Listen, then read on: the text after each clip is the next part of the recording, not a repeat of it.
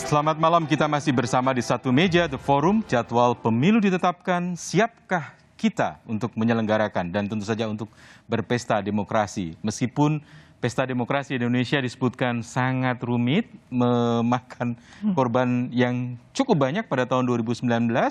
Dan apakah Mbak Ninis sependapat dengan saya? Iya, jadi betul ya Mas ya, memang pemilu kita kompleks tadi ya. Dari sisi pemilih 2019 itu hampir 192 juta lebih pemilihnya. Lalu juga kita kan negaranya negara kepulauan gitu ya, menjadi tantangan tersendiri dalam distribusi logistiknya. Lalu dari sisi sistem kita ini mengkombinasikan sistem pemilu proporsional terbuka di mana pemilih bisa langsung memilih caleg, makanya ada nama caleg di situ. Dapilnya besar-besar, makanya surat suaranya juga besar-besar. Lalu menggabungkan DPR, DPRD provinsi, DPRD kabupaten kota, DPD, bahkan ditambah presiden dalam satu hari yang sama.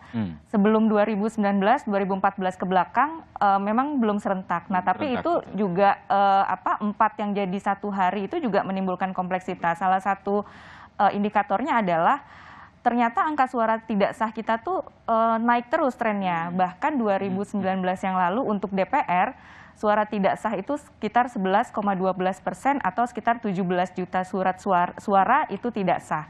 17 juta suara tidak sah itu kalau dikonversi jadi kursi mungkin sekitar 60 sampai 70 kursi. Ya, jadi kan yang artinya tidak sah malah dia curi. Mungkin juara ketiganya, juara ketiganya. Bahkan DPD yang ada foto di dalam surat suaranya yang asumsinya orang gampang gitu ya, ada fotonya, tidak sahnya 19% gitu ya. Jadi cukup kompleks bagi pemilih. Pasca pemilu 2019, LIPI melakukan survei ya, menanyakan ke respondennya apakah sulit atau tidak pemilu yang digabungkan. Hampir 60% menjawab memang sulit begitu ya. Jadi dengan tingkat kerumitan seperti itu, dengan sebaran penduduk kita seperti ini yang dari banyak pulau dan kemudian tingkat pendidikan yang sangat beragam, Mbak Ninis, mungkinkah kita menyederhanakan sistem pemilu kita? Mungkin kalau menurut saya. Jadi sebetulnya kan memang putusan Mahkamah Konstitusi tahun 2013 itu kan menyebutkan harus serentak 5 kotak begitu ya, 5 pemilihan jadi satu. Lalu kemudian di tahun 2019 kecuali Jakarta ya, yang 4 kotak kan? Iya, kecuali Jakarta. Nah, 2019 kami Perludem melakukan uji materi. Kami minta ke Mahkamah Konstitusi jangan 5 kotak karena kita merasakan betul kan 5 kotak kemarin kompleksitasnya seperti apa. Nah, di situ MK sebetulnya menyebutkan tidak lagi 5 kotak satu-satunya pilihan. Ada pilihan-pilihan yang lain. Misalnya MK berpendapat bahwa yang penting Pilpres, DPR, dan DPD itu jadi satu. Yang lainnya variannya terserah. Boleh misalnya mau 7-7-nya dalam satu hari pemilihan boleh. Mau 5 kotak seperti 2019 boleh. Mau ada pemilu nasional lalu jeda beberapa tahun kemudian pemilu daerah, silahkan. Mau pemilu nasional, pemilu provinsi, pemilu kabupaten kota, silahkan. Yang penting 3 tadi tetap dalam satu hari pemilihan. Dan menurut kami sebetulnya ketika di 2020 yang lalu ada rencana melakukan revisi Undang-Undang Pemilu, oleh Komisi 2 sudah dibahas waktu itu ya. Sebetulnya di situ ada harapan pintu masuk untuk membuat lebih sederhana lagi pemilu kita. Cuman memang kemudian di awal 2021 pemerintah menyatakan ini tidak usah direvisi. Kalau kemungkinan menggunakan e-voting misalnya, kenapa sih susah sekali ya di kita nih ya? Iya, pertama penggunaan teknologi kalau menurut saya, teknologi itu harus menjadi solusi atas permasalahan pemilu kita. Dan masyarakat harus percaya dengan instrumen teknologi ini begitu ya. Nah, permasalahan terbesar dalam pemilu kita sebetulnya bukan pada pemungutan suaranya, tetapi lebih tadi yang disampaikan Kak Evi, proses rekapitulasinya yang manual dan berjenjang begitu ya, dari TPS lalu dibawa ke kelurahan, ke kecamatan, ke kabupaten kota, provinsi sampai tingkat pusat, itu manual, potensi manipulasi suaranya di situ. Makanya instrumen teknologi yang dipilih oleh KPU adalah rekapnya yang dilakukan secara elektronik supaya kan harus mencatat satu-satu. Mencatatnya itu kan bukan selembar 2 lembar, berpuluh-puluh lembar begitu ya untuk setiap pemilihan, kan semuanya harus tercatat. Caleg-caleg itu namanya harus tercatat semua. Nah, itu yang sebetulnya bikin melelahkan. Dan sudah dipaksa dengan pandemi saja, kita juga masih muncul persoalan dengan teknologi ya. Iya, betul. Ya, dan bangsa ini, Mbak Evi, bangsa ini menurut saya, Mas Arief juga suka otak-atik gaduk gitu ya. Angka 5, kenapa pemilu harus 5 kotak? Kenapa kemudian 5 kertas suara kecuali Jakarta tentu saja? Ya karena 5 itu kan melambangkan Pancasila dan sebagainya. Tapi apa sih sebenarnya yang kita petik dari peristiwa pemilu 2019, Mbak Evi, sehingga begitu banyak korban dan kemudian begitu banyak hal yang kita lalui dengan begitu polemik dan sebagainya. Apa yang bisa kita petik dari? Apakah kita harus mempertahankan 5 begitu, Mbak Evi? Tadi apa yang sudah disampaikan Mbak Nini, saya menyambung juga tanyakan tadi bagaimana kemudian kita belajar dari pemilu 2019 ya. Tentu kami yang paling besar juga memikirkan bagaimana kemudian kita bisa menyederhanakan pemilu gitu ya.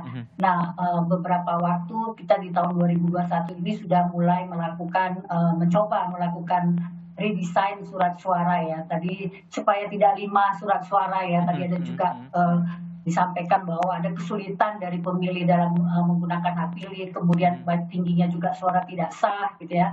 Nah, kita mencoba untuk menghindari kesulitan yang akan dialami pemilih pada waktu menggunakan hak pilih dan juga bagaimana menghindarkan penyelenggara pemilu juga menjadi tidak kelelahan gitu ya, sampai sakit malah meninggal dunia gitu ya. Nah, ini juga menjadi perhatian kita dan kemudian kita mulai mencoba melakukan penyederhanaan surat suara.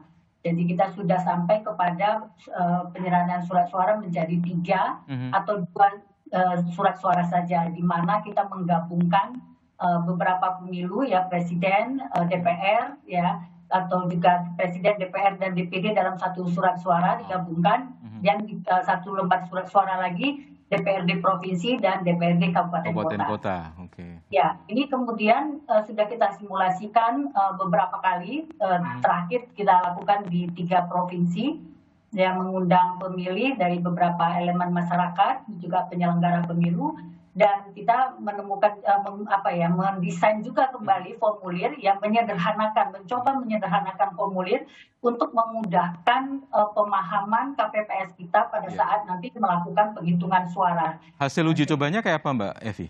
Ya, hasil uji coba kita ternyata ya justru dengan surat suara yang tinggal hanya 2 digabungkan, ini semakin menjadi pilihan dari pemilih yang hadir di TPS simulasi tersebut. Jadi pada waktu simulasi kita lakukan survei langsung dan menanyakan ya bagaimana pandangan mereka dan kesulitan yang mereka alami gitu ya pada saat mereka menggunakan hak pilih.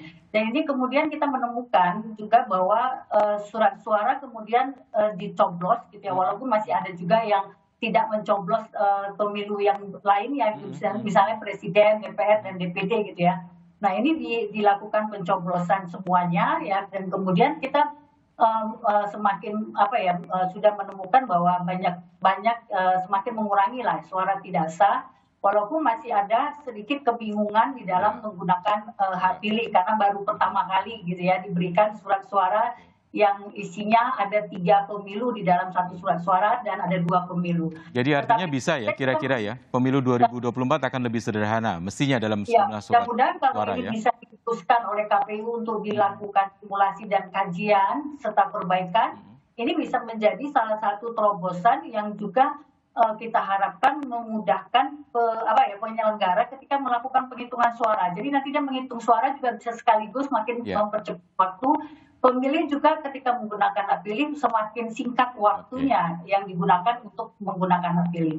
Dan efeknya lagi juga implikasinya berikutnya adalah semakin efisien karena kita tidak perlu membuat 5 lembar surat suara. Usulan Mbak Evi, 5 kotak surat suara. Ide dari Mbak Ninis, mungkin juga ide dari Mas Burhan.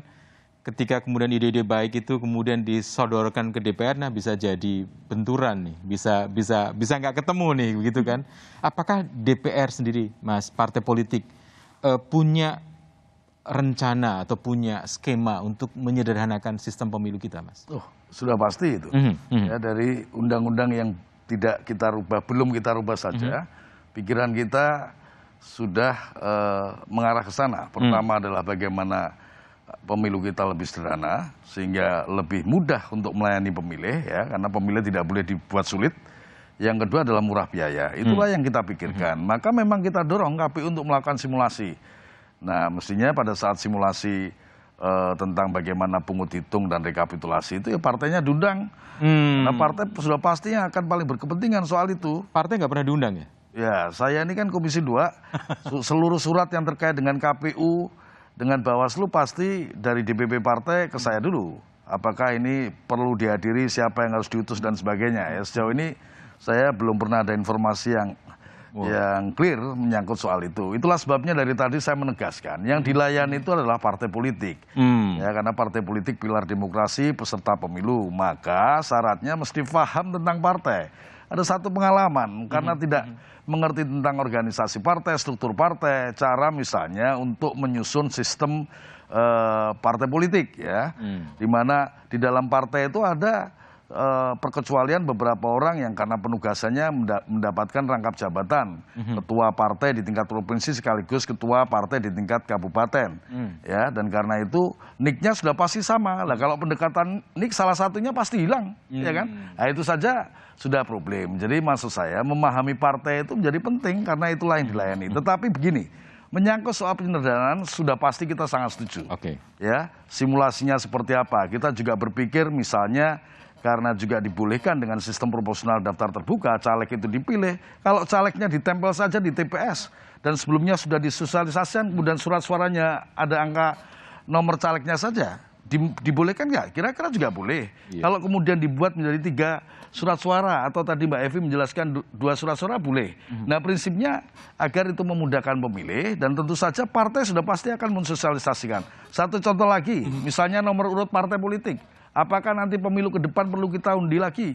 Kalau partai-partai merasa nomornya sudah cocok, ya, yang lainnya belum cocok, silakan undi. Yang cocok nggak usah diundi, supaya memudahkan juga untuk sosialisasi ke masyarakat. Tidak setiap periode kita harus berubah nomornya. Ya, padahal kita masih simpan banyak bendera, Mas Agung, masih banyak umbul-umbul yang nggak perlu kita keluarkan biaya lagi untuk berubah nomor. Partai politik bukan kendaraan yang setiap 5 tahun ganti plat kan, gitu. Ya? Itu contoh-contoh. Ya. Saya kira termasuk murah biaya, kampanye itu kita pendekkan. Masa sengketanya kalau masih bisa dipadatkan, kita padatkan. Rekapitulasinya karena dibantu oleh teknologi informasi juga bisa kita pendekkan waktunya. Nah, semua pasti berkonsekuensi pada pemilu. Semangatnya sama sebenarnya. Sama. Mas Burhan, semangat partai politik, semangat penyelenggara pemilu, semangat masyarakat civil society itu sama sebenarnya, masyarakat madani sama. Problemnya ada apa ya, kok nggak ketemu-ketemu gitu. Tapi jawaban Mas Burhan setelah jeda dan pesan-pesan berikut ini.